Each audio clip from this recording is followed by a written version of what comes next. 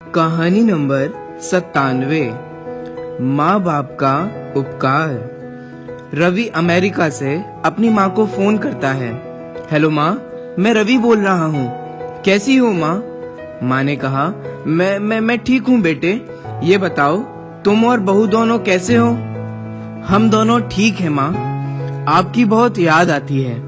अच्छा सुनो माँ, मैं अगले महीने इंडिया आ रहा हूँ तुम्हें लेने। क्या? हाँ माँ, अब हम साथ ही रहेंगे। रवि ने अपनी बात को आगे बढ़ाया। नीतू कह रही थी कि माँ जी को अमेरिका लेके आओ, वहाँ अकेली बहुत परेशान हो रही होंगी। माँ हेलो, सुन रही हो ना? हाँ बेटे। बूढ़ी आंखों से खुशी की अश्रुधारा बह निकली। बेटे और बहू का प्यार नस नस में दौड़ने लगा।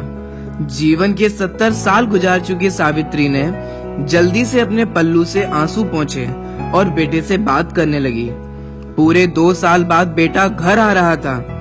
बूढ़ी सावित्री ने मोहल्ले भर में दौड़ दौड़ कर ये खबर सबको सुना दी।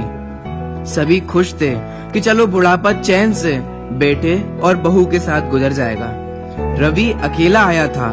उसने कहा, माँ हमें जल्दी ही वापस जाना है, इसलिए जो भी रुपया पैसा किसी से लेना है वो लेकर रख लो, और तब तक मैं किसी प्रॉपर्टी डीलर से मकान की बात करता हूँ। माँ ने पूछा, मकान? हाँ माँ, अब ये मकान बेचना पड़ेगा, वरना कौन इसकी देखभाल करेगा? हम सब तो अब अमेरिका में ही रहेंगे। बूढ़ी आंखों ने मकान के कोने कोने को ऐसे निहारा जैसे किसी अबोध बच्चे को सहला रही हो। आनन फानन और औने पौने दाम में रवि ने मकान बेच दिया। सावित्री देवी ने वो जरूरी सामान समेटा जिससे उनको बहुत ज्यादा लगाव था।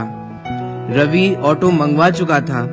एयरपोर्ट पहुंचकर रवि ने कहा, माँ तुम यहाँ बैठो, मैं अंदर जाकर सामान की जांच और बोर्डिंग और वीजा का काम निपटा लेता हूँ। सावित्री देवी ठीक है बेटे कहकर वहीं पास की बेंच पर बैठ गईं।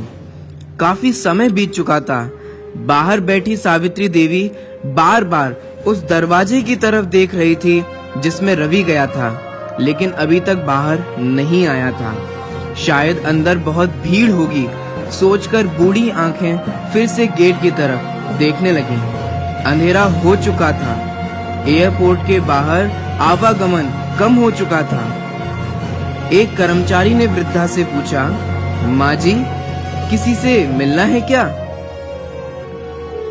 सावित्री देवी ने घबराकर कहा, मेरा बेटा अंदर गया था टिकट लेने, वो मुझे अमेरिका लेकर जा रहा है। कर्मचारी ने सवाल किया, लेकिन अंदर तो कोई पैसेंजर नहीं है। अमेरिका जाने वाली फ्लाइट तो दोपहर में ही चली गई। क्या नाम था आपके बेटे का? रवि। सावित्री देवी के चेहरे पे चिंता की लकीरें उभर आईं। कर्मचारी अंदर गया और कुछ देर बाद बाहर आकर बोला, माँ जी आपका बेटा रवि तो अमेरिका जाने वाली फ्लाइट से कब का जा चुका है। क्या? वृद्धा की आंखों से आंसुओं का सैलाब फूट पड़ा। बूढ़ी माँ का रोम रोम कांप उठा। किसी तरह वापस घर पहुंची जो अब बिक चुका था। रात में घर के बाहर चबूतरे पर ही सो गई। सुबह हुई तो दयालु मकान मालिक ने एक कमरा रहने को दे दिया। पति की पेंशन से घर का किराया और खाने का काम चलने लगा। समय गुजरने लगा। एक दिन मकान मालिक ने वृद्धा से पूछा, माँ जी क्यों नहीं आप अपने किसी रिश्तेदार के यहाँ चली जाएं? अब आपकी उम्र भी बहुत हो गई है, अकेली कब तक रह पाएंगी? वृद्ध माँ बोली, हाँ चली तो जाऊं, लेकिन कल को मेरा बेटा आया तो यहाँ पर कौन उसका ख्याल रखेगा? ऐसा बोलते बोलते उसकी आंखों में आंसू आ गए। दोस्तों, बचपन में जिस माँ बाप ने हमें पाला, उनके बुढ़ापे में यदि तुमने उनको नहीं संभाला तो तुम्हारे भाग्य में ऐसी ज्वाला भड़केगी जो तुम्हें कहीं का नहीं छोड़ेगी। 2 किलो वजन उठाने में तुम्हारे हाथ दर्द करते हैं तो माँ को सताने से पहले सोचो कि उसने तुम्हें 9 माह पेट में कैसे रखा होगा। बचपन में तेरे माँ बाप तुझे अंगुली पकड़कर तुझे स्कूल ले जाते थे। उनके बुढ़ापे में उनका सहारा बनकर उन्हें जिन मंदिर अवश्य ले जाना। बेटे के जन्म पर माँ बाप ने मिठाइयाँ बांटी थीं और बेटे ने उनको ही बांट दिया। बेटे कबूतर को दाना डालने और गाय को भोजन देने जा सकते हैं, परंतु अपने माँ बाप को भोजन कराने में तकलीफ होती है। जिस बेटे को माँ बाप ने बोलना सिखाया, उन्हीं माँ बाप को उनके बुढ़ापे में बेटे चुप रहने के लिए कहते हैं। अगर तुम चाहते हो कि तुम्हारे बेटे बुढ़ापे में तुम्हारी सेवा करें, तो तुम अपने माँ बाप की सेवा करके उनके सामने आदर्श प्रस्तुत करो। जो बाहर के लोगों से हंस हंस कर बात करता है और अपने माँ बाप से बात नहीं करता, तो समझ लेना चाहिए कि तुम्हारी दुर्गति निश्चित है।